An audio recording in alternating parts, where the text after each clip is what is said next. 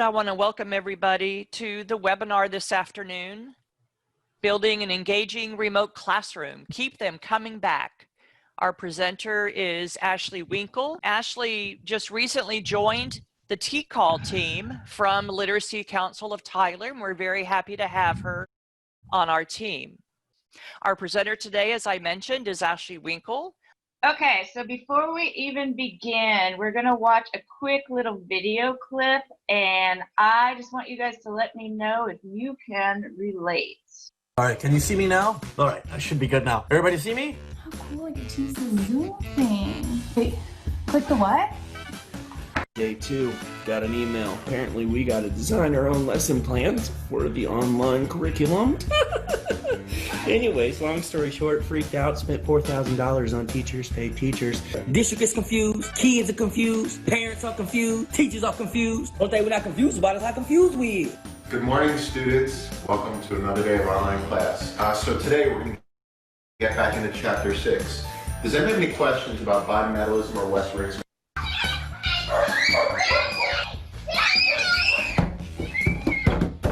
It's only day 3, and I'm already hiding from my children. Not my school children. My real children. All right, I got a math problem for y'all. Now, if Daddy's been locked up in the house for 15 days, times 3 hours a day for teaching y'all, divided by 2 hours of sleep, divided by 11 more hours of him having to clean up after y'all, how many glasses of wine does Daddy have to take so he doesn't lose his damn mind? All right, so everybody see? Okay, so I don't know how many people, I'll be asking in a few minutes, how many people have actually experienced online the remote learning environment yet, but I'm pretty sure if you have, that quite a few of us can kind of relate to those thoughts and those feelings and basically those overall challenges.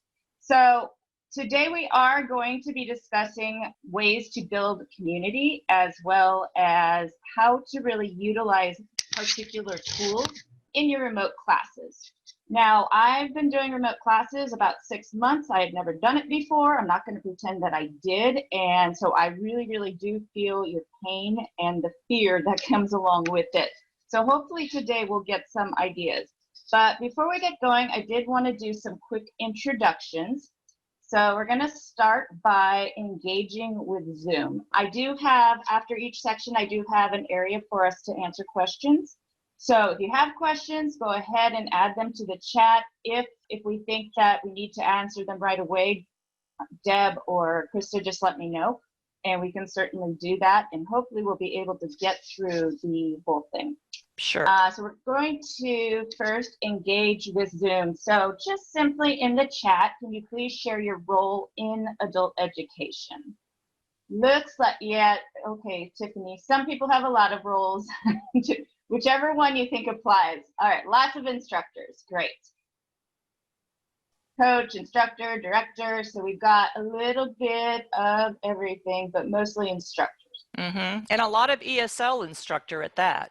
Instructional Great. lead, career pathway specialist. Great, perfect. Okay, so hopefully we can help you out with that then. Next thing we're going to do, using those reactions that Deb brought up in the beginning. Question is, using your yes or no reaction, answer the question, has your program started remote classes yet? So you have the little, a lot of you are typing in the chat pod, which is fine, but there are the reaction buttons underneath the participant list where you can click on yes or no.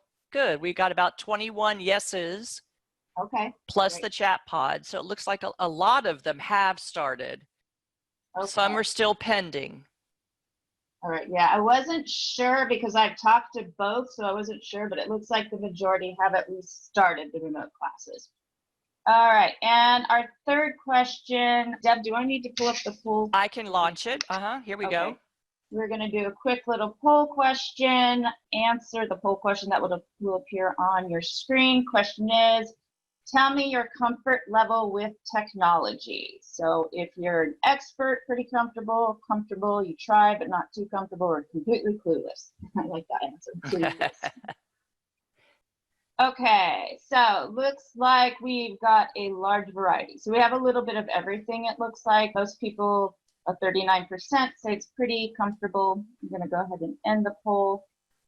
These are the results if you're interested. So we've got a few that think they're an expert, consider themselves experts, and it looks like the majority are in the middle. Luckily, nobody thinks they're clueless. I'm glad to know that. All right. So today, our objective today is really to understand how to effectively build an online community and utilize tools that will not only help you engage students during online instruction, but also retain them so that they keep coming back. So that has been a big, big challenge. That was a challenge for us at my program. I think it probably continues to be, is retention. How do we keep them coming back?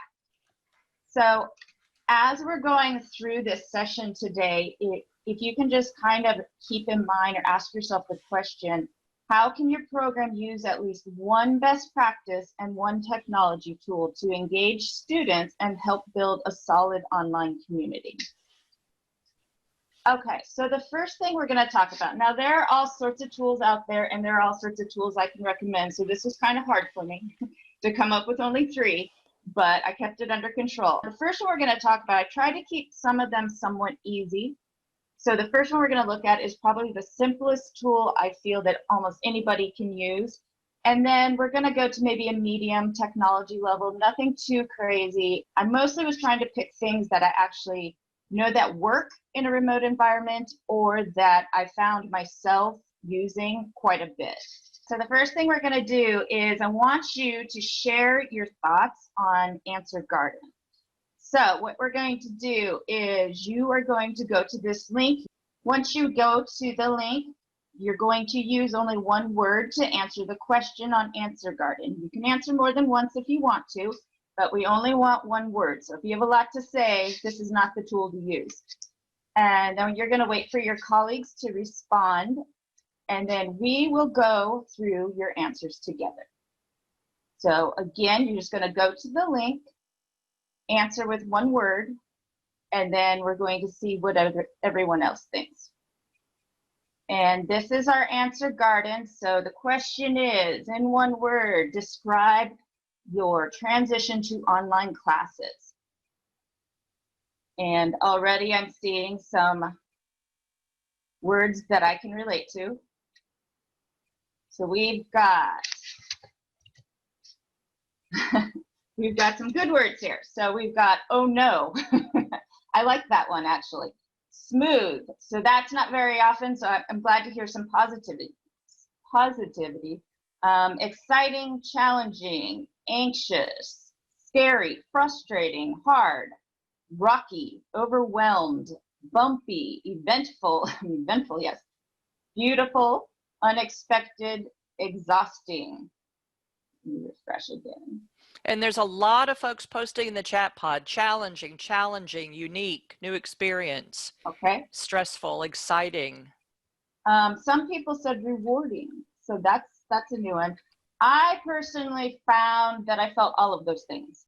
And even the rewarding part, because it actually did become like a challenge that I was determined to conquer. So it did become that way, but overwhelming is really what I felt, especially in the beginning. So I think we're all pretty much on the same page. Once it's confusing, some people said reluctant, great words, continuous. But even though it is challenging, I think it's very important to also remember that we're still just teaching, and our students are the same students, even though we might have new ones, but they're the same students who have the same needs, right? So that part hasn't changed. And so the hard part is, how do I take my face-to-face class, which is so amazing and dynamic, and go ahead and convert it or transition it into an actual remote class?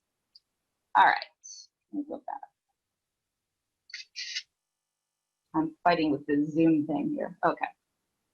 All right, so we're going to talk just a little bit about collaborative tools. So collaborative tools might be something which some of you may be familiar with, Padlet, Mentimeter, Wakelet, Answer Garden. So it's kind of where we can all contribute to the same place, right? And you may know of others as well. These are just the ones that first popped into my head that I've used in the past. And there may be better ones that you like better. And if you do, feel free to share with us, because I always like to learn about new tools. But basically, when you use collaborative tools, especially in remote, students kind of have an opportunity to work or share their ideas together. That is the biggest concern I had when I started remote learning was, oh my gosh, I managed to make my class more student-centered and not so much about me. And then all of a sudden I felt like, oh, here we go again. It's now teacher-centered and everybody's just sitting there looking at me, which means I need to get them more involved, which is not the easiest thing to do. So anytime you have an opportunity to ask a question or have them all contribute, this is a great way to do that. Each student is able to participate and have a voice. So a lot of times, and I made every mistake there is to make, I made it, especially in the first couple of weeks. But the first thing I did is I went on my own. I had a small group of students. I let them all unmute. It was chaotic. It was noisy. It was a disaster. Or only certain students would answer questions. That didn't work well at all, because it was like the same student answering over and over again. Well, this is an opportunity for every student to have a voice, and everyone can participate. And students can also learn from one another. Just a little bit about Answer Garden. It is by far the easiest tool, in my opinion anyhow, to use. So if you don't feel very good about technology, but you'd like to use something right off the bat, try something like this. It's easy to use. It's a quick feedback tool delivered through word clouds, where submissions are received in real time. The larger fonts indicate the most frequent responses. Hey, Ashley. Yes. If somebody had a problem where it didn't allow them to type in the answer box, what could that be? Because you just type your response and hit enter, right? Yeah, that should be it. The only thing I can think is, unless it's something inappropriate, because I did have it blocked from profanity, but other than that, I can't, I'm sure that's not what that was, but that's the only thing I can think. In cases like that, I would just say, try again, and just to see, because you know, there's always glitches with technology. Well, and Lavana said you may need to leave and then go back in again. That happens to one of my students pretty often. Someone else said I had the same problem, and I wasn't using profanity. I tried several times. It could be that there were so many people at the same time trying to enter. Yeah, that could be it as well. Absolutely. It could be a lot of things. I've never done it with this many people before, so that could be something to learn in itself. But when I do it with smaller groups, I've never had any issues. Okay. Okay. Some remote activities to maybe use something like Answer Garden would be icebreakers when you're getting to know your students. Maybe pose a question and they can answer. Polls, assessment checks, so maybe kind of assess their learning as you're going through your lesson to see where they're at, or maybe even see how they're feeling at this point. Brainstorming ideas, breakout room group work, or to even activate prior knowledge. So maybe something about when you hear about a topic, what words come to mind? So maybe something like a hot topic right now, like racism or something like that. The breakout room group work, students all go to the same link in the groups and, share their answers that way, and they'd all contribute to the same Answer Garden, but still you'd have an opportunity to work together. Some ideas that you might want to consider is maybe have students share what they're most worried about with difficult math concepts, share synonyms for vocabulary words, what jobs that use fractions, they could all contribute to that. That might be a nice little warm-up activity. Or maybe something like this, adjectives to describe an image. This I have done before. Pull up a picture that might look a little something like this. And then they have to contribute 1 to 3 adjectives to describe the picture. Hey, Ashley, there is a question, a couple of items here. Does it work on a phone, tablet, or a laptop? It should, yes. Okay, and while we're in Zoom, so if a teacher was using this in Zoom, would it open another screen or another tab? Okay, that's a really, really good question, and it was the one that I was most apprehensive about in the beginning. So I did not leave the Zoom room very often in the beginning until I got them used to it. So it is going to go outside if you're talking about their phone, because 90% of my Especially their students, phone. Uh-huh. yes, 90% of my students had phones. So, and that was a nightmare for me. I'm not even going to lie about it. I was used to computers. I went to phones and I just, oh, it was rough. But so I would test it out in the beginning. So what's going to happen is they're going to click on it. It's going to go to the site, but Zoom stays open in the corner. So they do, and it could be a training thing. You may have to teach them to go back to Zoom, and sometimes they're going to accidentally do what? They're going to get out of Zoom completely. So you just have to make sure they know that if that happens, or if they get kicked out, or any of those things happen, they need to just come back in. And they do, and it's annoying. I'll be the first person to say it because they get kicked out. But, you know, it's also an internet problem. We have this problem with bandwidth, all sorts of different things. So if that happens, it's going to be a lot of it is just training the students on best practices themselves. Does anybody have other questions? No, some folks are just saying, yeah, that happened to them. Most of my students use phones.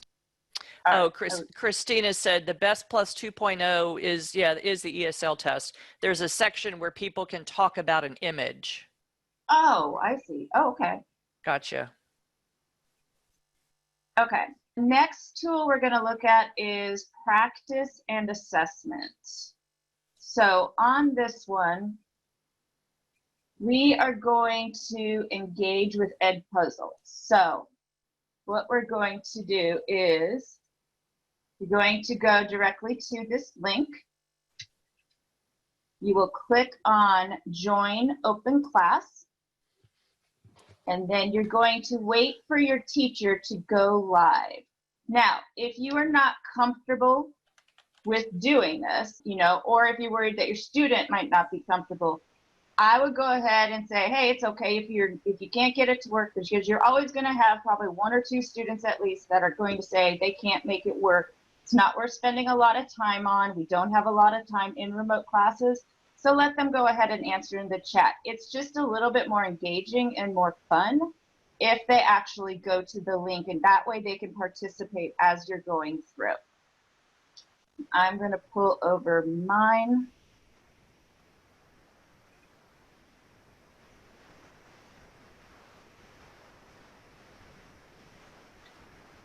I put the link in the chat pod for those of you who want to participate. Others, if you're not comfortable doing that just yet, just follow along with Ashley. Yeah, if you don't want to participate, you just want to watch, that's fine as well. Now you notice that the names, I had it set up where Edpuzzle automatically makes the names. Obviously, I don't even know why I did that, just because I'd never done it before, I guess. But obviously with your real class, you would probably want to use real names. They're not going to see their names as far as seeing who got it right or wrong. So you won't have to worry about anything like that. Sorry, guys. Thanks, Claire. She put the HTTP in there. I'm such used to copying and pasting. Yeah, I know. She's used to, and Claire is, by the way, Claire was my co-teacher, so I'm used to her having my back anyway. Good. So yeah, we know from experience you have to have the exact link in Zoom. There's a lot of things that I find that you don't think about that you learn the hard way with this whole world. Okay, oh, so I didn't even realize all those people. So now we have a whole group of people. So we're gonna go ahead and start.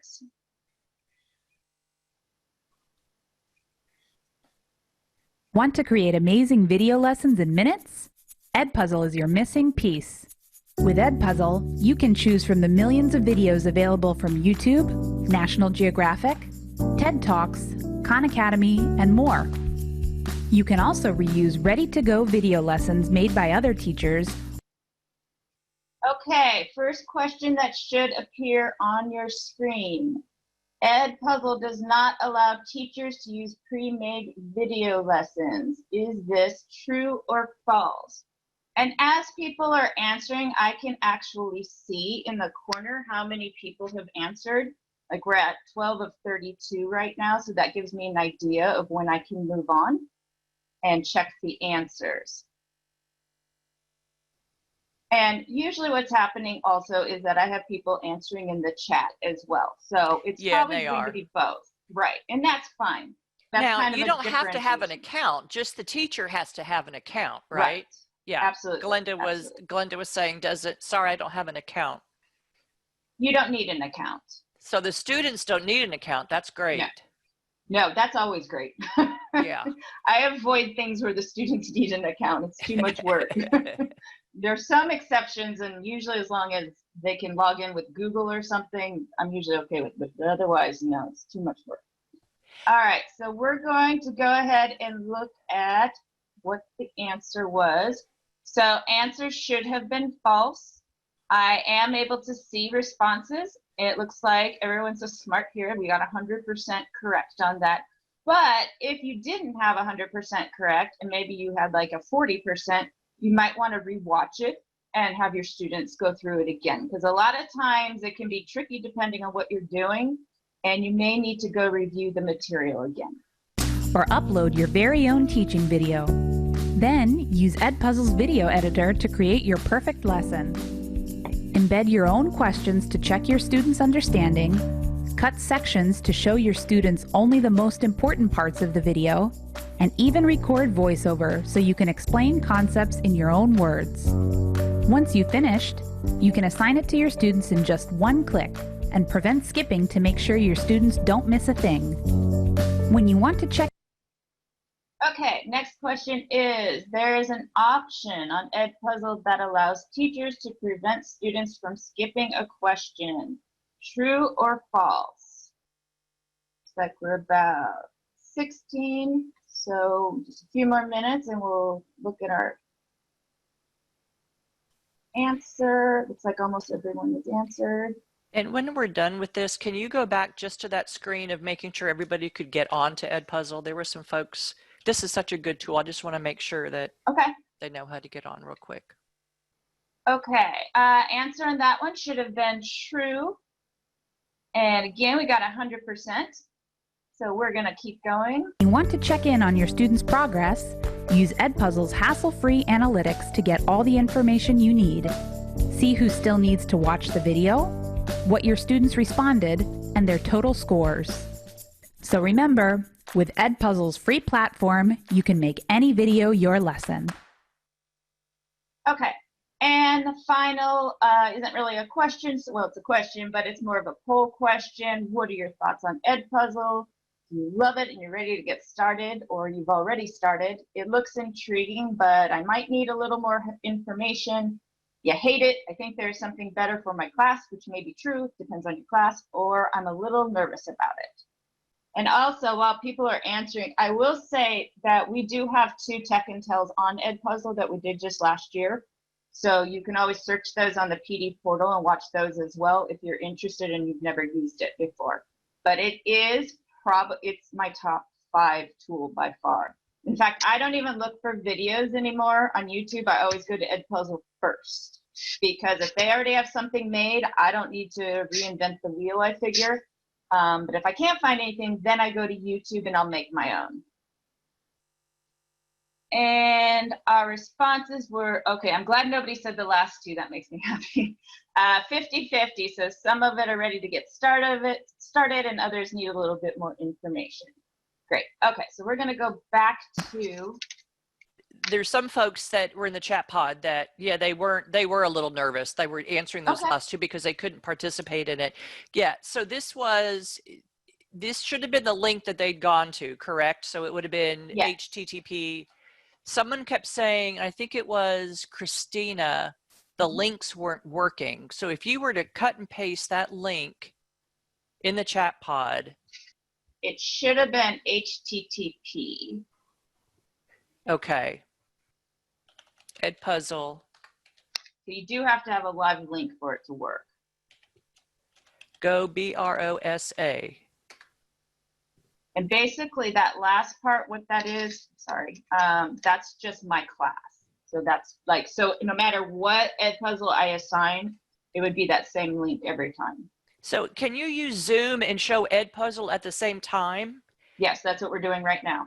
So what they're asking is if they just have one monitor, they'd have to minimize each screen, correct? Yes. Okay. Yes, and that's the downside of it. And to be honest with you, we very rarely used this method, but I was really happy when I did use it, because I did get extra, you know, some people were more engaged. So it was like 50-50. The students that were pretty tech savvy and comfortable, they jumped right on. The other ones, they weren't comfortable, but that's okay. We just had them answer in the chat. And sometimes that's just how we, in the beginning, that's exactly how we did it. We'd go ahead and pull up the Edpuzzle video, we'd play it, and then we'd either have them answer in the chat. I think we even tried poll questions at one point. I mean, we tried everything. And I think what might be confusing too is some of the folks are putting in that it's showing on projector screen. So this is an interactive tool. So yeah. your screen, you being the student, us, you know, ladies and gentlemen here today, we're looking at the Edpuzzle webpage, but it's waiting on Ashley. It's waiting on the teacher. Right. I just got out of it. Yeah. So once she goes live with a question, then it'll change on our screen and then we can answer the question. But it's all kind of depends on the teacher. Right. So we would just suggest try it out with some of your teacher friends, you know, some of your colleagues, just kind of play around with it until you get used to it. It's really a fun tool. And that's actually exactly what we did. And if you don't want to, you don't have to do it this way. I just wanted to show as an example that this is an option because I was so excited when they finally had this as an option. But this might be a little too high tech for you and your students, and that's okay because you can just go to Edpuzzle, grab a video and get a public link and you just show the link and then you guys can answer the questions together. There's a lot of ways to use Edpuzzle. So this is just one option because it reminded me of an old tool that came out a long time ago called Zaption. I know that Deb remembers. Yep. And it's kind of like that. So it's great in the classroom. The classroom is perfect, of course, but that's not what we're here for. But they can just answer from the computers and you can have a discussion, but it's the same concept, but a little bit different. But again, you have to know your students and you have to know their tech levels. If you think your students can't handle this, don't do it this way. Just show the Edpuzzle videos and answer it together. David, you have your hand up. Did you have a question? Yes, can you annotate? Can the students annotate? Because I find that a very awesome community builder when I go to the whiteboard and share my screen and like I'll ask them, how are you feeling today? Or what are you going to eat for dinner today? And everyone can contribute, either draw or text. Is there a possibility with this e-crossword, which is a fantastic idea? You could, as long as you're using Zoom, you absolutely could do that because you would still use the annotation tool and as long as the annotation tool, you have it on your settings so that the students can use it. I just wanted to make sure. Thank you so much. Thank you. Same thing. Awesome. All right. Okay. So moving forward, best practices with this kind of a tool, use assessment and practice tools. So these are, again, some assessment tools that you may have heard of, you may not have. Some of these things are just the first things that popped into my mind. Formative, which again, that's another one we have a Tech Intel on. Nearpod, Google Forms, Edpuzzle, obviously. So students can access these things easily from any device. That's like the really cool thing though, if they can access it, Edpuzzle actually has a mobile app also, so you can assign these separately as well, and it shows up really nicely on the phone. Teacher can use it in class. These tools can be used in and out of class for assessment checks, independent practice, or even a flipped learning situation where maybe you want them to review something first, learn about some sort of content first before they come back to class. And they can just go review a video. You can assign it to them that way as well. But and also for independent practice, they can go, you can assign these during class maybe to get some more additional practice. They can work on them on their own as well.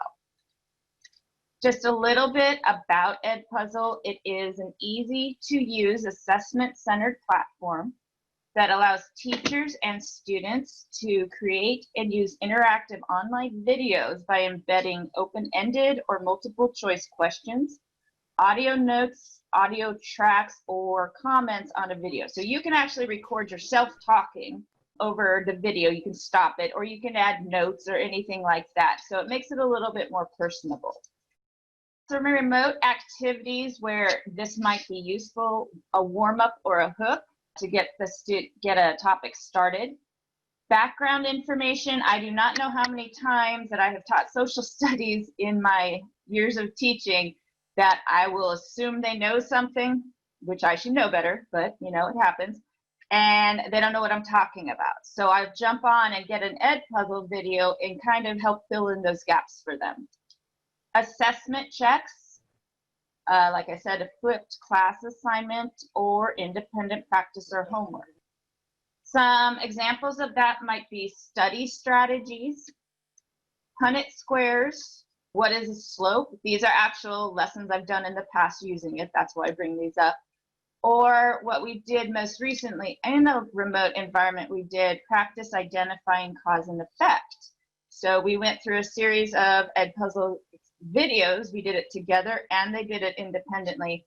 And they would identify cause and effect, which is a pretty cool way to do it because it stops the video. And what we found was it was really hard to just pay attention, and we had to go back and, you know, really to identify those things.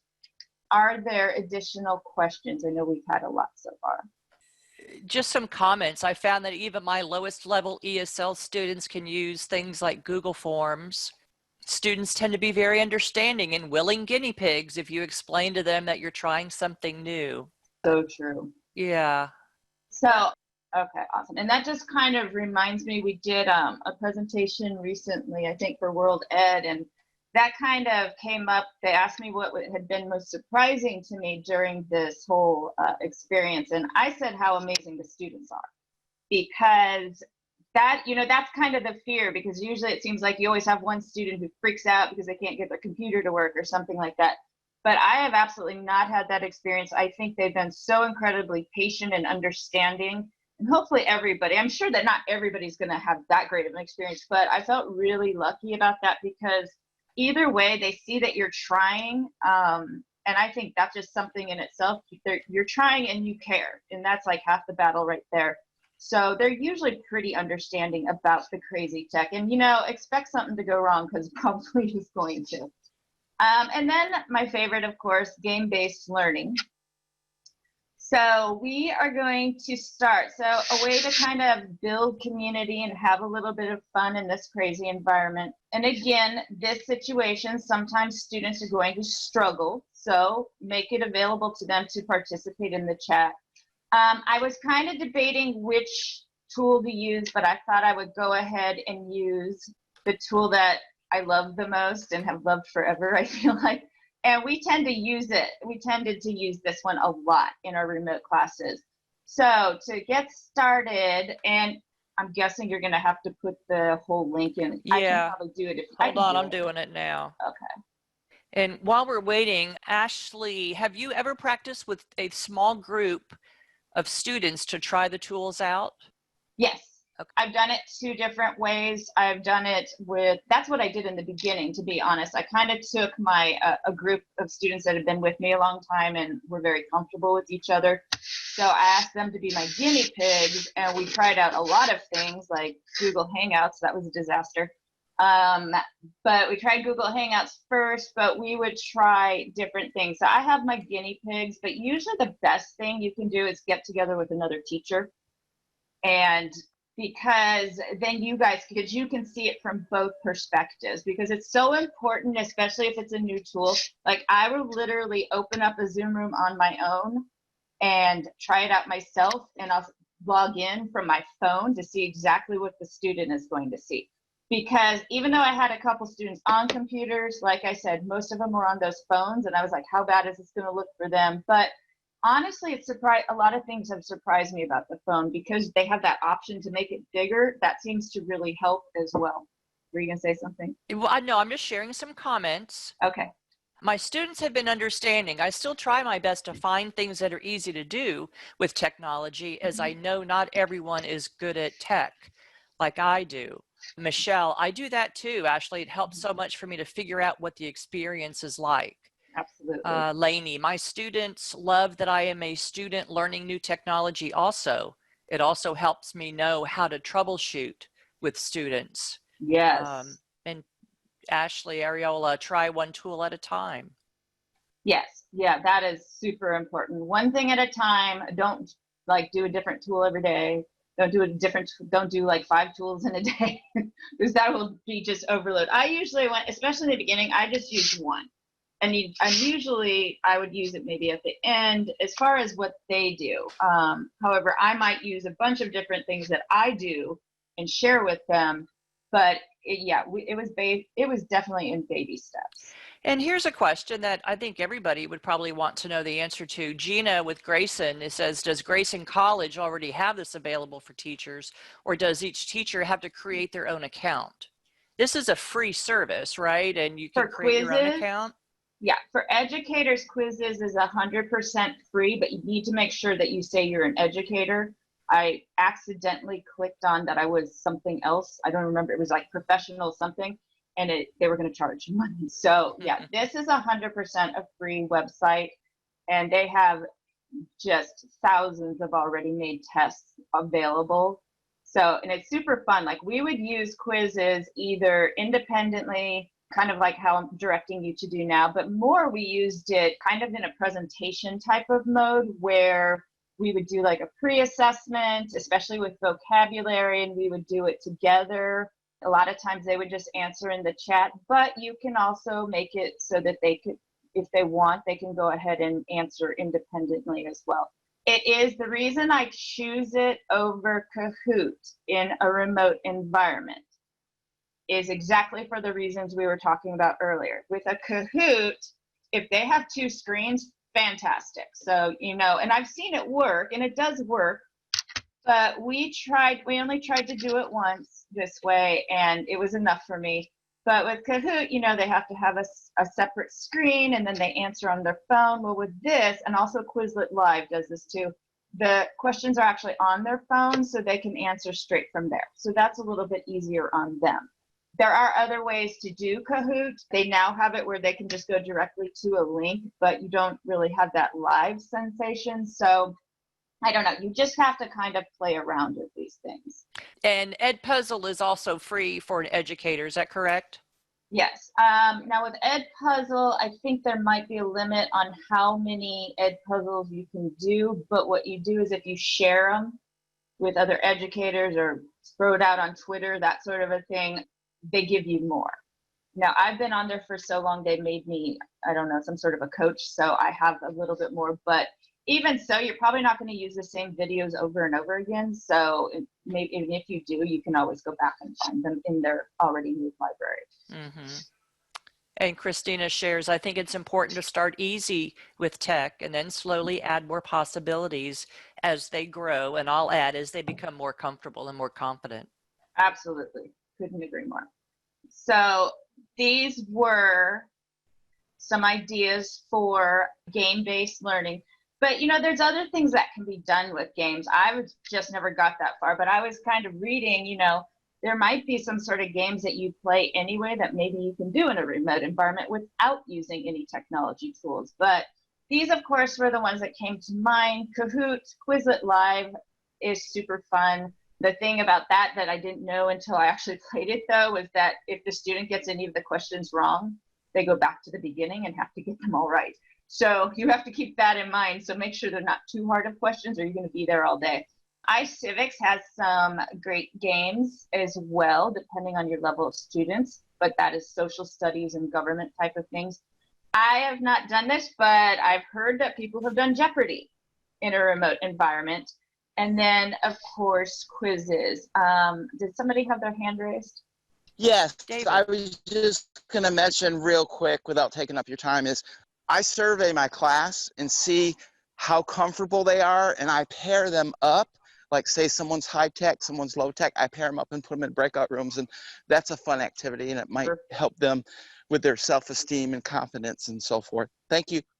Yes, absolutely. I think breakout rooms, I don't think we utilized enough, and I think there absolutely should be, because it's just cool because you can go from one breakout room to the other just to check on them within a matter of moments. So it kind of really does bring that community feel back to it. But using games keeps students engaged while having fun. It's a good assessment check for teachers, and it's really an opportunity to build community and it's like you read my mind, David, possible group work in breakout rooms. Just a little bit more about quizzes. It is a free student-paced formative assessment tool that is a fun and engaging alternative to Kahoot. That can be done in or out of class. You can even assign quizzes as homework. I've actually had students and they have like GED subjects already made, quizzes already made. So sometimes even for my distance learning students, I'm like, hey, if you want to have a little fun and see how you're doing in GED math, go ahead and play this. Just, something to kind of change things up from the normal. And remote activities for quizzes, like I said, a pre-assessment check, a post-assessment check. A lot of times we like to do them at the end to kind of end a unit or a lesson on a fun note. Formative assessment, maybe you want to check on them throughout the lesson just to make sure they're comprehending, or just independent practice, or like I said, in-class practice. Some examples of where we've used quizzes during class: common word roots review. We did a lesson on the coronavirus and cleaning tips, and so we did an independent practice with that. And then we did one applying reading skills to HSE tests, a post-test. So we did a lesson on applying reading skills to the test, and then we did a post-test on that using quizzes. So were there any new questions that came in, or should No, just some positive comments. Great sites, great idea. Anne-Marie had a comment. I'm wondering if giving your tech-strong students a job as a breakout lead, it can help with confidence and empowerment for them. And folks are saying, yeah, that's a great idea. Christy, I have had my students teach technology before. Christina, students can share their screens and teach others how they do things as well. Just some really good positive comments. Absolutely. My thought was, if you can have, a set of strong students and leads, like Anne-Marie said, and have them teach them to share, like maybe give them something, because I think that's what I've done in trainings, is they give you a document or give them, a slide or whatever it is that they can share. And then exactly like what everyone was saying, have them be a lead. And then I think eventually, especially as we get used to this environment, I think there's a lot of growth there. Obviously, I would not do that in the first few months. Definitely wouldn't recommend. But eventually you get there and start playing with new ideas. Carol Boyd, you're unmuted. Did you have a question for Ashley? No, I was just listening and trying to take all this in. This technology is kind of above my head, and so we're just trying to get this all, make notes on everything. Okay. Well, all the comments. Okay. Yeah, and I'm just going to say, yes, I totally understand what she's saying, though, because when this whole thing, I knew technology and I knew distance learning, but I didn't know anything about remote learning. So that's pretty much the same thing that I did, to be honest with you. I jumped on every webinar, read every article known to man, basically, in those first couple of weeks. And I still am. I continue to do so because there's some cool ideas out there. But it is extremely overwhelming, and doing your research will really help. So just a few more things on this, basically recommendations. So engage them to retain them. These are just some ideas of what we did and what we kind of figured out works. We would do weekly leadership boards. In this case, we were doing weekly leadership boards on the top users for our distance learning. So because now we're not getting as much time with them. So we were really trying to push the distance learning curriculum and kind of make it a little bit of positive fun, competition type of thing. Team teaching, especially in the beginning, we found to be super effective. I still think it's effective, and I think that if you're able to do it, if your program lets you, please do it. If nothing else, you can start together and you can break out into breakout rooms if you need to for differentiation. But this was really, I think both Claire and I both felt like this was really, really important to us and us being successful and keeping our students coming back. Because they kind of felt like they didn't just have one teacher who cared, now they've got two, and they have someone else they can go to and to turn to. Personalization and motivation, both in and out of class. We used Remind to keep communicating with them, and we would kind of advertise what was coming up. We did a show and tell one day. People showed some crazy birds and stuff. I don't know, they have all these things, they wanted to do it. I was nervous because I thought it might be, too childish, but I was wrong, 100% wrong. They absolutely loved it, and that's how we started our classes. And then, you know, just motivational graphics we would send from time to time on Remind. Of course, just recognition and announcements when somebody would pass a GED or HSE test, we throw it out there on Remind. And of course, we tried to personalize it because in the beginning, we were trying to kind of make it open to any student to join our class. So we would kind of promote it. We'd advertise and we put our faces on there. Just also create timely and relevant lessons and discussion topics. These were lessons we actually did. Some of these were articles we found on Actively Learn, which we thought were great. Why is there too much milk and not enough toilet paper? You know, the coronavirus, and then 5 tips for online learning. We really tried to keep things relevant to what's going on now, and hopefully for things that just not only to help them pass these tests, but to actually use these things in everyday life. Further recommendations, integrating alternate technology. So there are a number of questions, especially if you are not comfortable, obviously, especially in the beginning. Number of questions you ask yourself. So I kind of went through a series of questions that I personally asked myself. So how can I use a tool to make the lesson engaging? And don't just use a tool to use the tool, by the way. I mean, you want to make sure there's a reason you're using it. How does the tool help me meet my objectives? We are still trying to teach to the standards. We still need to have objectives. And I think the one problem is we go into survival mode, which guilty, I did. You go into survival mode and you got them all there. Well, that's step 1. You're doing great so far, because that was the first thing I did was everybody get on the Zoom or Google Hangout or whatever you're using, and let's see what happens and just talk to them, see how they're doing, you know, just, you know, that sort of thing. You don't have to actually do anything, but eventually we want to get back to teaching and teaching well. Does my student have the technology to use the tool? If it is something too heavy, figure it out first. Don't just jump on and then figure it out. Figure it out by trying it out yourself, especially with cell phones. How is it viewed from a mobile device and a computer? I would do both. I would jump on the computer and see what it looked like, and I would jump on a phone. And can I see what the student is doing? So that's something that's really important to me. There's a lot of tools out there right now that allow you to see in real time what the student is doing, how they're answering, if they are working on something independently. And some of them even let you provide feedback to them so you can let them know how they're doing. Just a few further recommendations. Learn and practice using technology with a colleague before class, which we've mentioned a few times already. Practice as a student and a teacher on a practice Zoom call. Try it on, okay, these are all repeats, I've already said all that. Other recommendations is keep it simple, especially in the beginning.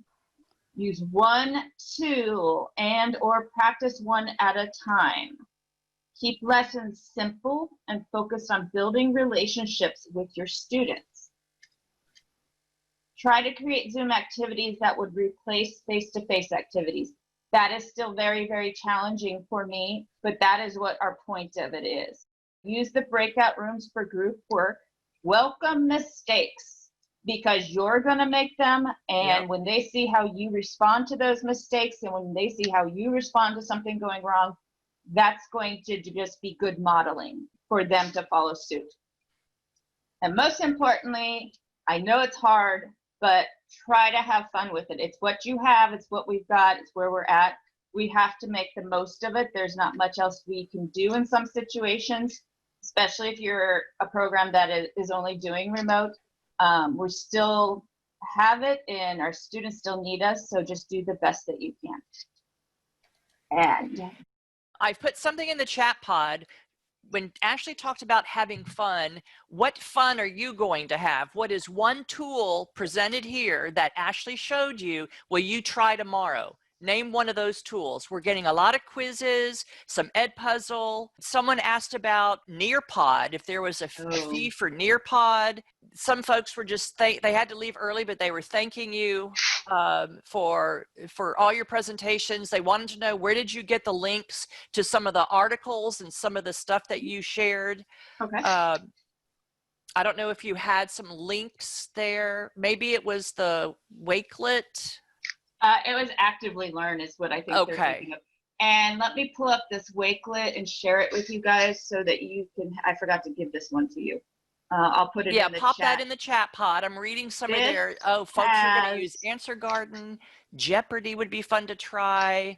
I can do it. Edpuzzle, they're telling you great presentation, Ashley. Edpuzzle, thank you. This is a great training. Edpuzzle, Ooh. Edpuzzle, thank you. Lavana, picture descriptions. So there's a bunch of things you can use Lavana, but a really cool tool that I always forget about is called Write About. And they have like these cool visuals, and then they come with writing prompts. And so you could either get an account or not, it doesn't matter, but I always just stole their stuff, and I'd use their pictures because they had these beautiful pictures, and then they'd give me the writing prompt too. So you can have students use their tool, or you can just steal their stuff. So I'm recommending stealing because they do have a paid version.